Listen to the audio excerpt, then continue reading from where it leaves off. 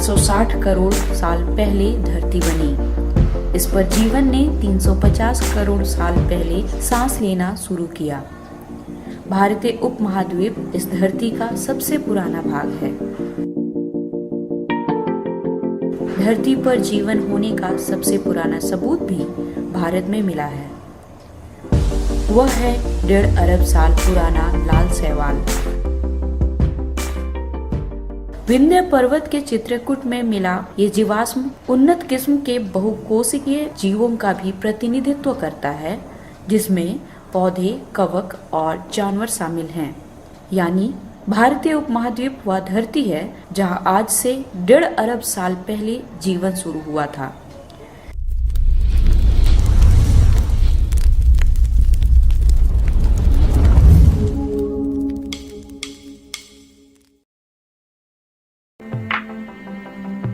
लेकिन यह माना जाता है कि इंसान की उत्पत्ति भारत में नहीं, अफ्रीका में हुई है, जहां से करीब 70 से 40 हजार साल पहले इंसान पूरी दुनिया में फैले।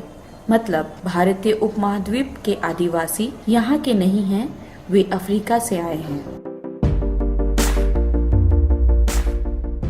वैज्ञानिक मानते हैं कि इंसानी जीव की उत्पत्ति 60 से 20 लाख साल पहले हुई है।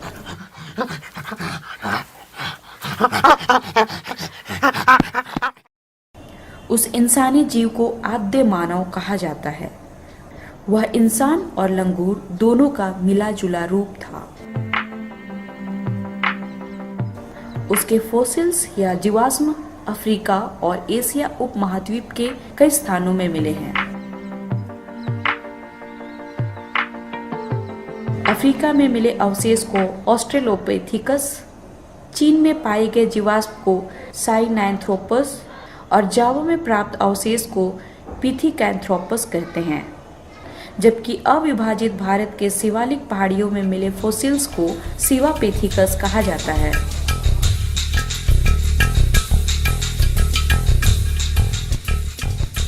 सिवापेथिकस लोग 55 से 15 लाख साल पहले भारतीय उपमहाद्वीप पर रहते थे, पर वास्तविक इंसान होमो हाबिलिस माने जाते हैं, जो पूरी तरह से मनुष्य थे। मतलब उनका दिमाग बड़ा था। वे सब बहुत कुशलता से चलते फिरते, दौड़ते और दोनों हाथों को काम में लेते थे। उनका समय 25 लाख से 20 लाख साल पहले है। उनके जीवाश्म अफ्रीका सहित एशिया उपमहाद्वीप के कई स्थानों में पाए गए हैं। होमो हाबिलिस पूर्व पाषाण काल के इंसान हैं, क्योंकि उन्होंने ही पत्थरों से औजार बनाए और उनका इस्तेमाल जीने के लिए किया। इंसानी प्रजाति का अगला स्वरूप होमो इरेक्टस है। ये लोग पहले से ज्यादा कुशल, निपुण और साहसी इंसान थे। इन्होंने ही आग की खोज की, कुल्हाड़ी जैसे औजार बनाए और दूर दूर की यात्राएं की। होमो इरेक्टस मानवों के अवशेष अफ्रीका के साथ साथ चीन, दक्षिण एशिया और दक्षिण पूर्व एशिया में पाए गए हैं। इनका समय 19 लाख से 5 लाख साल पहले था।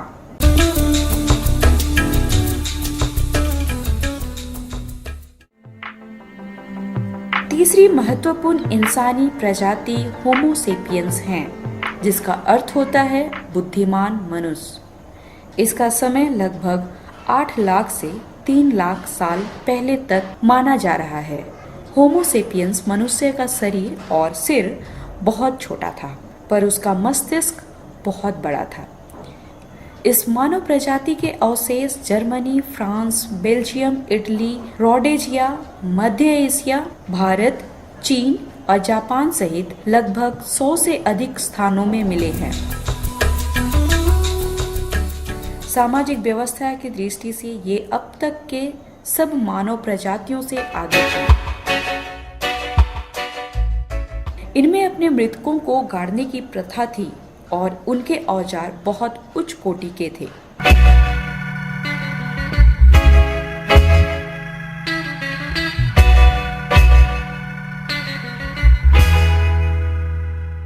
आधुनिक इंसान के सबसे नजदीकी पूर्वज सेपियंस माने जाते हैं। ये लगभग 1 लाख से 15,000 साल पहले हुए।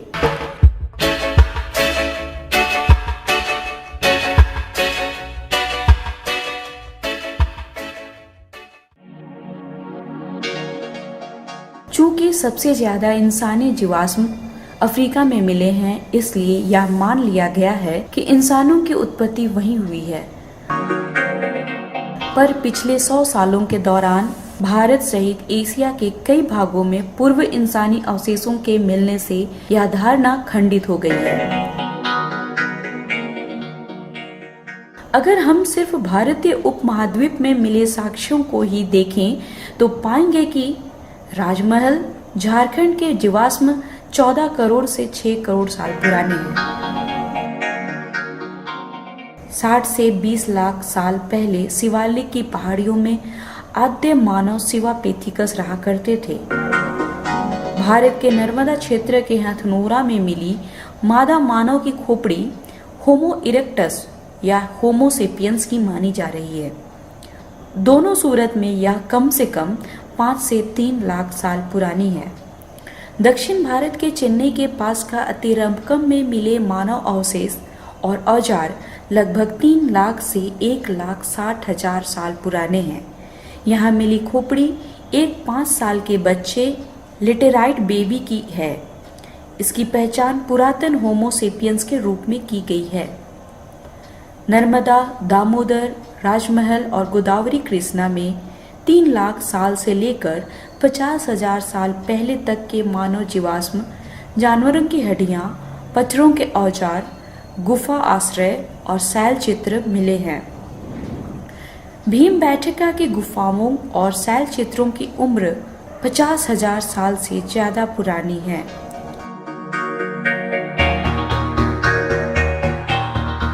चीन, जावा और भारत में मिलने वाले इंसानी जीवाश्मों साइनैंथ्रोपस, पिथिकैंथ्रोपस और सिवापेथिकस से यह प्रमाणित होता है कि भारतीय उपमहाद्वीप के आदिवासी अफ्रीका से नहीं आए, वे यहीं जन्मे और विकसित हुए। इसलिए पुरातात्विक वैज्ञानिकों और इतिहासकारों का एक बड़ा वर्ग अब यह मानने लगा है कि भारतीय उपमहाद्वीप में ही इंसानी पूर्वजों का जन्म और विकास हुआ है और यहीं से वे अफ्रीका सहित पूरी दुनिया में गए हैं।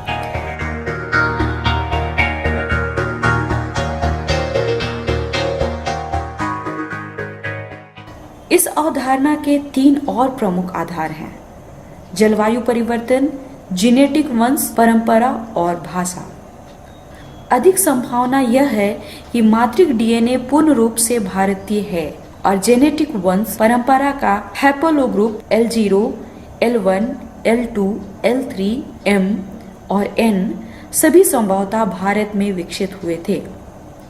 जेनेटिक इतिहास बताता है कि मातृक डीएनए L0 और L1 वंश का प्रवास अफ्रीका में 1,30,000 साल पहले हुआ, जहां उन्होंने विलुप्त हो गए पूर्वजों के साथ मिलकर एक नई प्रजाति को जन्म दिया जो एक अलग नस्ल के रूप में विकसित हुए।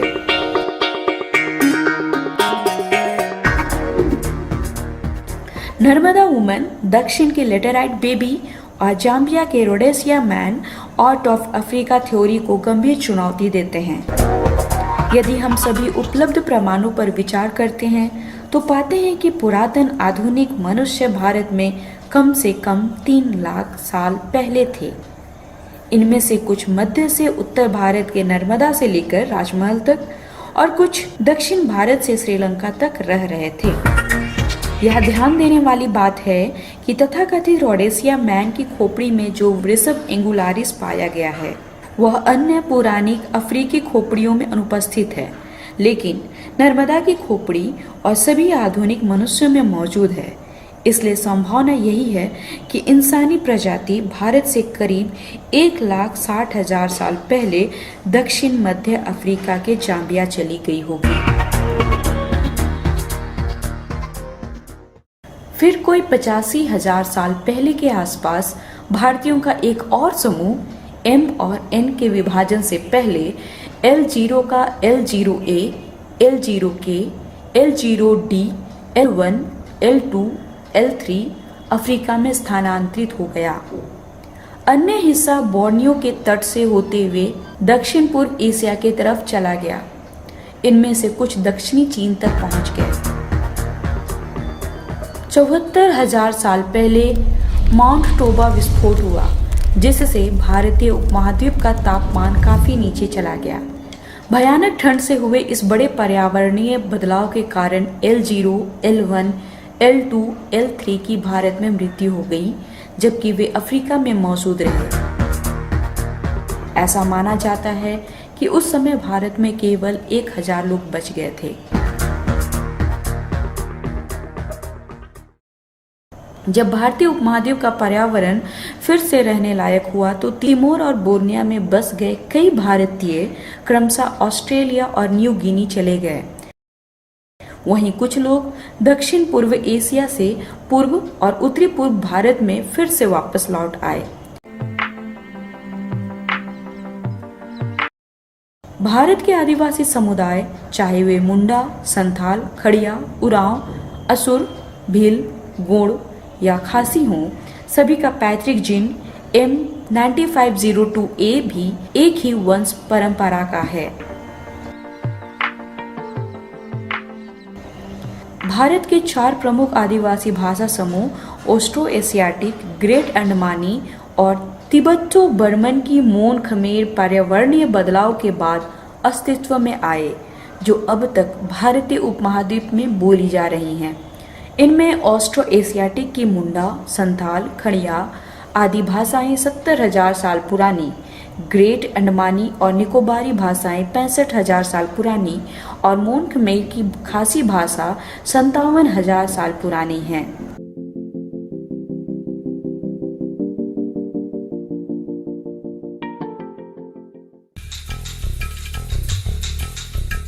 इन सभी पुरातात्विक तथ्यों और अनुसंधानों से यही सिद्ध होता है कि भारतीय उपमहाद्वीप भी इंसानी विकास का मूल केंद्र है। दक्षिण एशिया और संपूर्ण एशिया क्षेत्र में विभिन्न मानव प्रजातियों का अब तक होना भी इस तथ्य की पुष्टि करता है।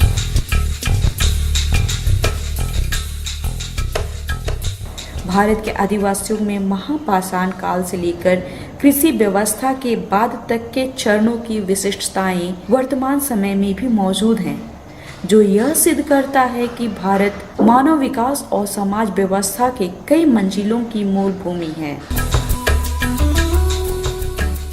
और इसमें कोई संदेह नहीं कि भारत के आदिवासियों का इतिहास इस धरती पर कम से कम 3 लाख साल पुराना है।